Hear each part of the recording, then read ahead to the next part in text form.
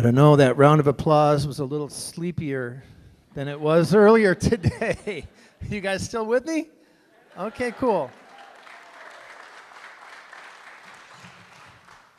All right, well, I thought I had rewired my brain, and after watching that last piece, I am amazed what we all can do, right? I mean, what we might have seen here today that might seem impossible, maybe it's just something we haven't tried yet. So for me, I knew I had turned a corner when I could start writing music again now as a left-handed player. So instead of getting up here and playing a piece that I had to completely relearn from having played it this way, I'm going to play one of the new pieces. And you're going to tell there's a little happiness and joy in this next piece.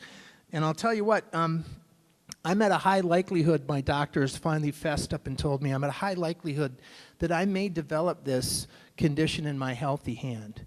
And so it puts a little edge to every morning when I get out of bed, and I know I have a gig as cool as TEDx in Atlanta to come and play this. So this is called Tap Daddy.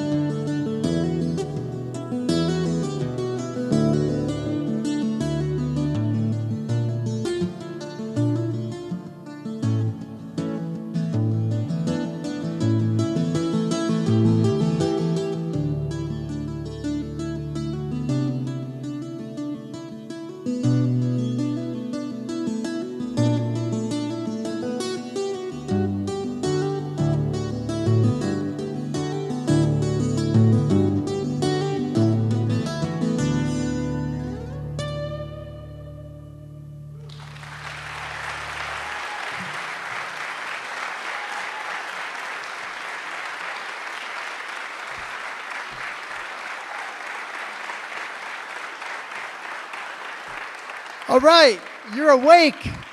You're awake. You know, I had some great questions during the little break, and one of the questions was, Billy, did you always play strange guitar?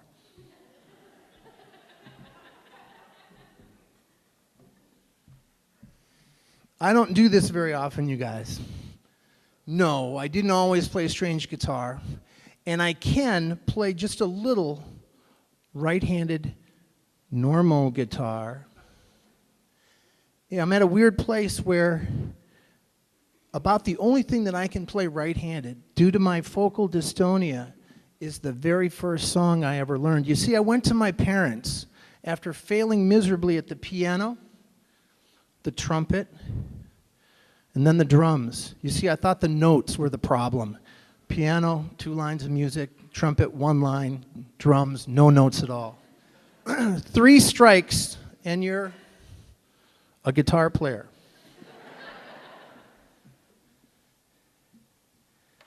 And I asked my parents for guitar lessons, and they said the weirdest thing. They said, go to the library.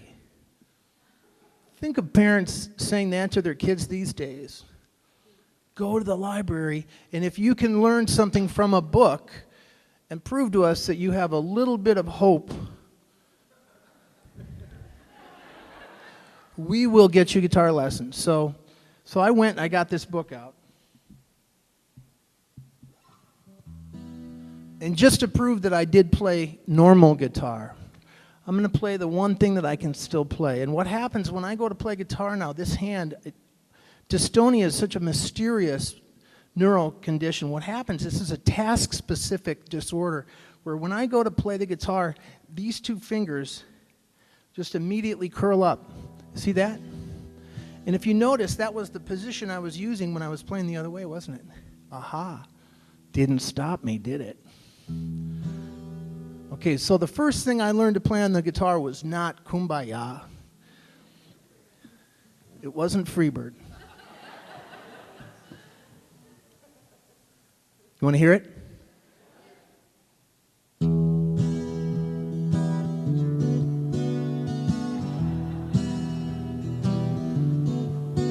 On the first part of the journey, I was looking all about life. There was plants and birds and rocks and things. There was sand and hills and rings. You see, I've been through the desert on a. It felt good to be out. Oh, sing it, TEDx. In the desert, you can't remember your name. Cause there ain't no one for to give you no pain.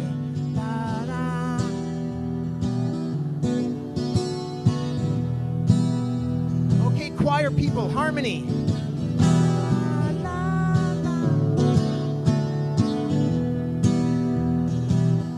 Okay, so how many chords are in this song, you guys? Should we count them? Let's count them as a group. Here we go. 1, 2. 1, 2. I played this all of June, July, and August in the summer of 1975. Until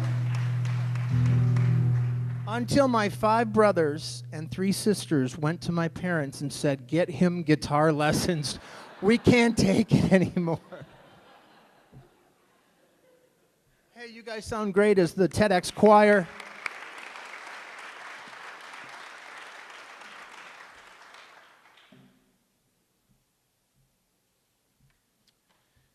So I'm just thoughtful. I'm going to leave you with just one last piece, and I saved a little something to share of my own experience with relearning. And my relearning did not start until I reached a pretty sensitive point, which I think we all have to reach when we realize that we're not getting the results that we are expecting of ourselves, of our work. For me, it was not being able to create the results, which is the music. To me, the result is the music. You know, I couldn't create my own music anymore. And I think it's tough to admit when we've reached a place of being completely inept at something. It's because it's difficult to admit that we can't make it happen the way we should. I'm not just talking about what's going on out in the Gulf right now, but I sure could include the way in which we have to, at some point, admit that we're not making it, doing it the old way, that we've got to find a new way. So that was a big place for me because I was in denial, pretty deep denial. I didn't want to admit that I had an incurable neuromuscular disease, but really it was through getting to that place of being honest and assessing what was really going on that I was able to make that shift and to break the cycle for me, which was I spent all the time in the world thinking about what was broken, which is this hand.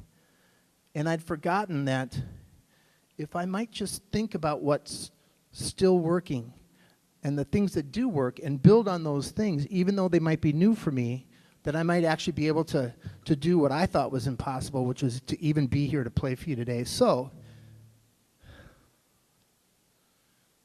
can you tell I'm not from around here? I'm from a strange part of our nation called Minnesota.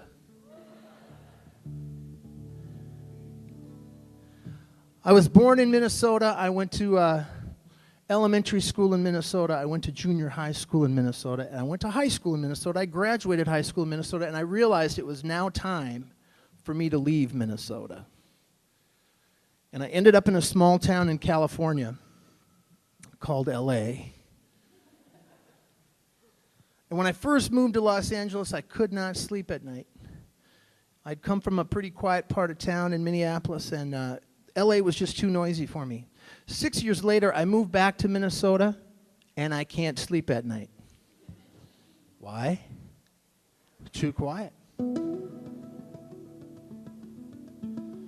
Okay, I'm going to leave you with the piece that was really the most requested piece of my career, and this was one of the big ones for me to try to take on and relearn.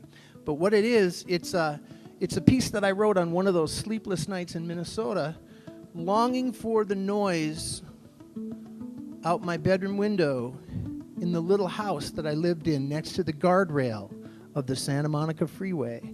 No wonder I couldn't sleep at night when I got back to Minnesota.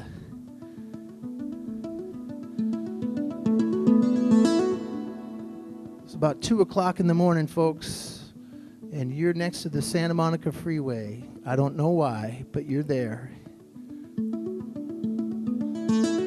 Just a few cars going by. I'm going to take you on a journey. This is a day in the life of the Santa Monica Freeway for solo acoustic guitar,